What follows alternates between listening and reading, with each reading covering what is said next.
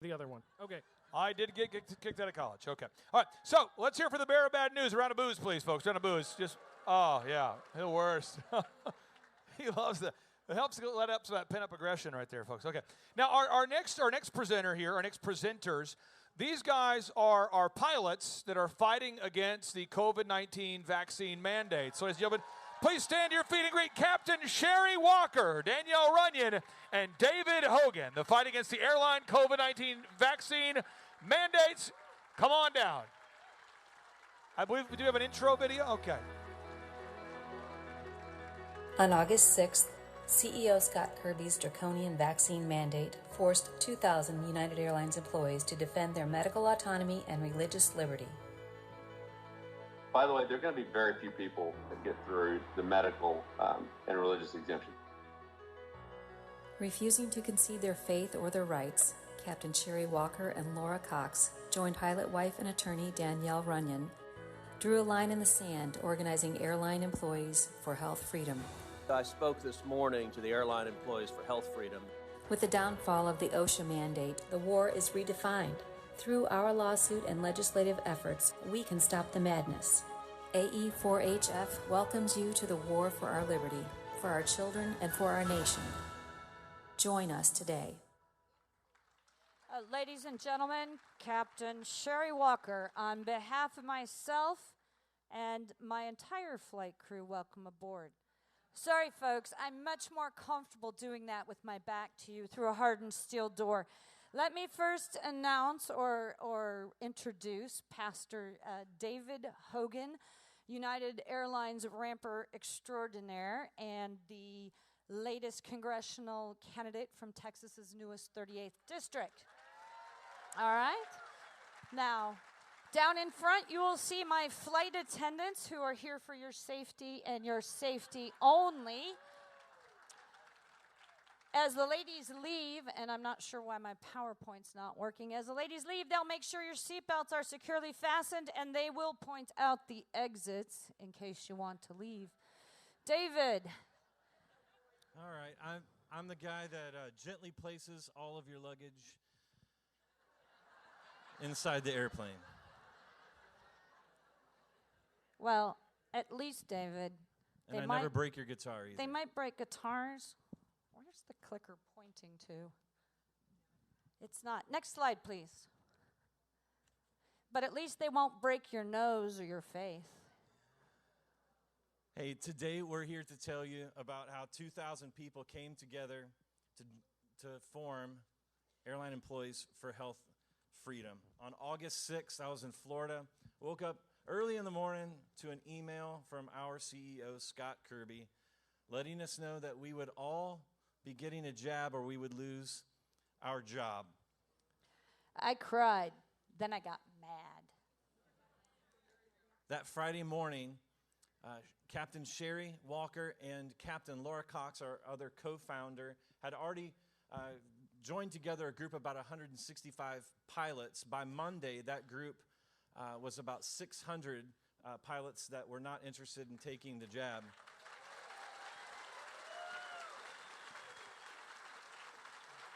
So, as she mentioned, I work on the ramp. I do that part-time. I'm a full-time pastor, and now I'm running for Congress. But I'm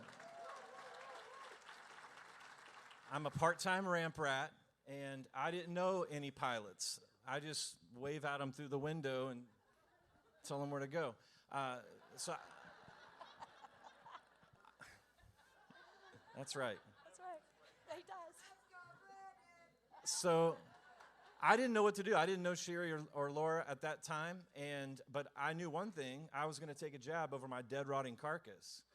So I didn't know what to do. I prayed about it, got mad, and I just felt like the Lord led me to do a town hall. I was hoping I'd gather about 50 people at this little town hall at my church, and I announced that on my podcast.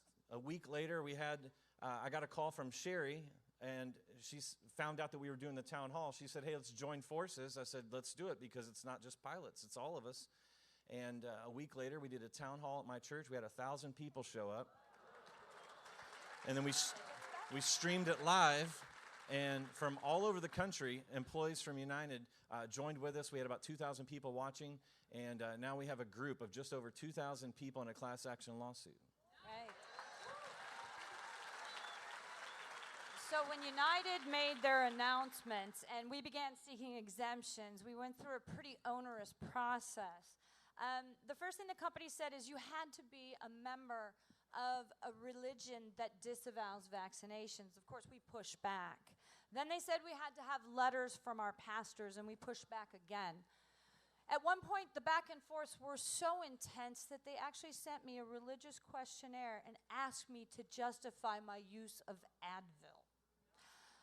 The poor folks with the medical exemptions, they went back and forth so many times between their doctors and the HR departments that most doctors just gave up, if you can believe that.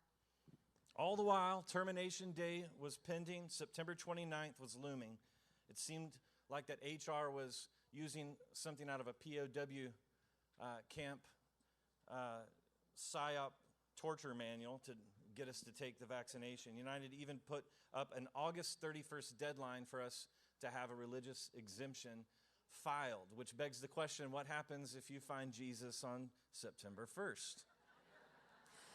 The company went through such coercive actions that they actually sent a postcard to every unvaccinated employee announcing our medical status to the entire world. So much for HIPAA.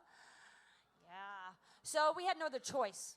All we could do was find the best legal team that we could find and sue the company, which we did on September 20th this last fall.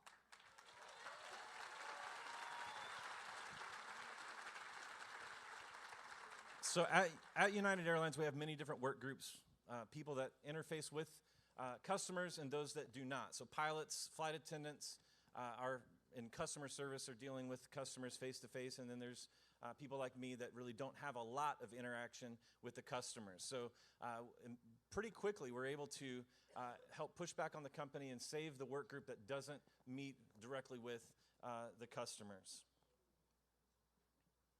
I think we're off a slide. We got to this one. Maybe I can go forward. We're not. So many of our group are working currently. Like myself, I have to test twice a week, but we're working unvaccinated. Yeah, you don't want to say that too loudly, David, because the boss doesn't want the world to know, because that will ruin his marketing plan. There you go, David. He does, however, want every other employee to know which of us are unvaccinated so that they can harass and harm us. So we have to wear an N95 mask constantly. Anytime we're indoors, outdoors. Didn't work out real well. If you've ever tried working outside with an N95 mask on the ramp or inside the bin of an aircraft, we had a couple people get injured on day one. Somebody in Denver fell down and broke their clavicle and rotator cuff. Then we had a ramper in San Antonio in the sweltering heat fall face first on a belt loader because they can't breathe. Go ahead and play that video real quick. My number one obligation is safety. Again, we did this for safety. You're putting your job on the line. Safety is our number one priority. The safety of the employees that they work with also comes to bear and comes to mind.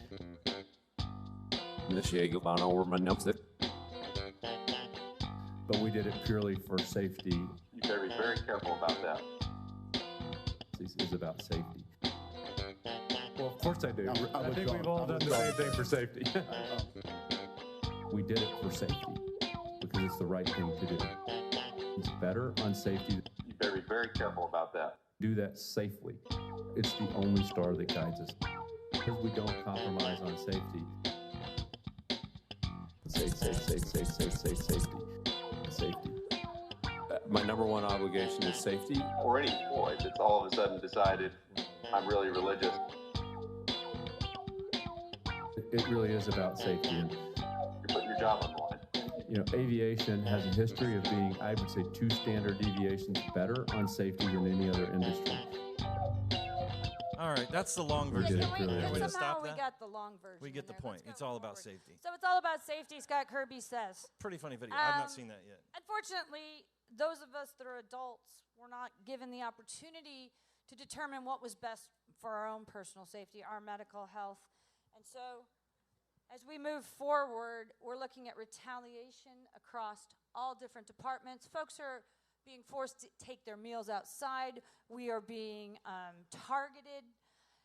Right now, we've got problems with the unions. Everybody asks, what happened to the unions? Well, the pilots union were given $45 million to push the vaccines, okay? The flight attendant unions, the dispatchers, all in the same boat. So what do? We took them to court in November. We did not get our preliminary injunction.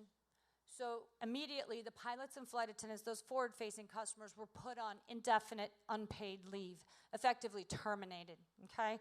We were told that our insurance rates would be COBRA rates, 5 times that which is normal. We were told we couldn't seek outside employment because we had a 2-week recall notice and conflicts of interest.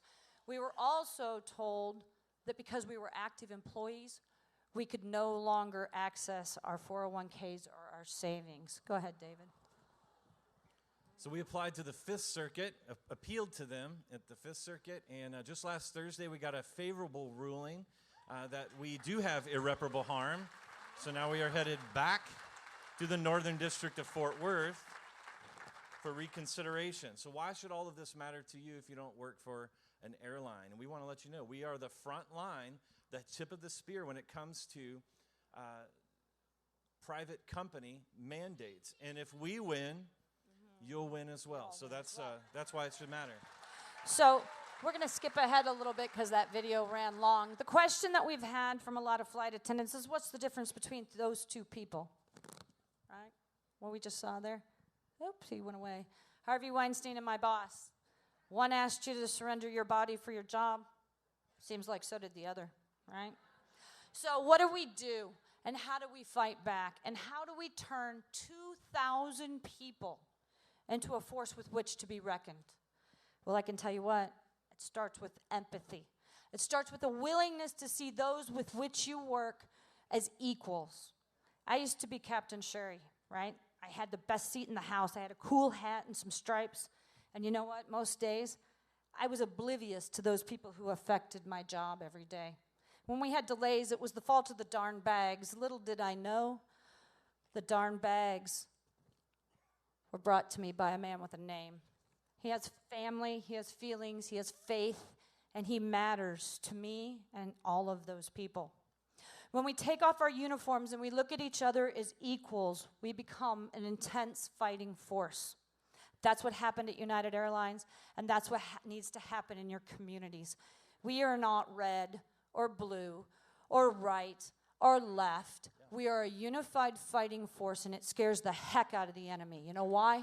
Because when you have unity, you can move mountains. Secondly, in this war, aside from an army, you need a weapon. What is that weapon? It's called conversation. Sometimes it's tough. Sometimes it's uncomfortable. But when you have that difficult conversation, you can change people's minds. So I had one the other day with another mom. Her child was being forced with the masking issue, and the conversation turned to that, and they said, you know what, it's just a mask. It's not really that big a deal. And I thought about that a little bit, and I could have walked away because it was kind of uncomfortable because I've known her for a while. At the end of the day, I said, you know what, it's interesting. They're normalizing your child. I'll tell you what, today it's just a mask. They don't mind. Tomorrow it could be your liberty. Are you going to mind? What do you think, David? The last little bit? We'll give First of all, those hats aren't that cool. Oh, come on. No offense. It's better than an orange vest. I don't look good in day glow. Agree. Hey, Romans chapter 13.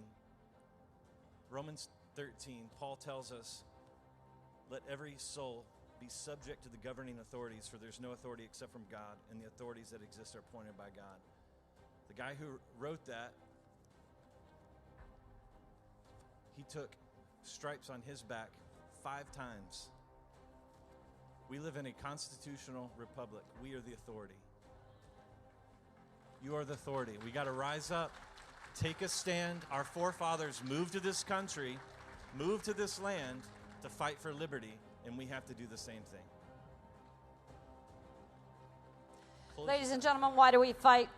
We fight because someday I don't want to face my children who could ask me, Mom, Dad, David, when you had a chance, why didn't you fight for my freedom? That's why we fight. That's why we ask you to join us to fight. JABS, the number 4 jobs, if you want to learn more about us. We do appreciate that. Ladies and gentlemen, the men and women of United Airlines, we stand ready as gatekeepers for your religious liberty. Thank you.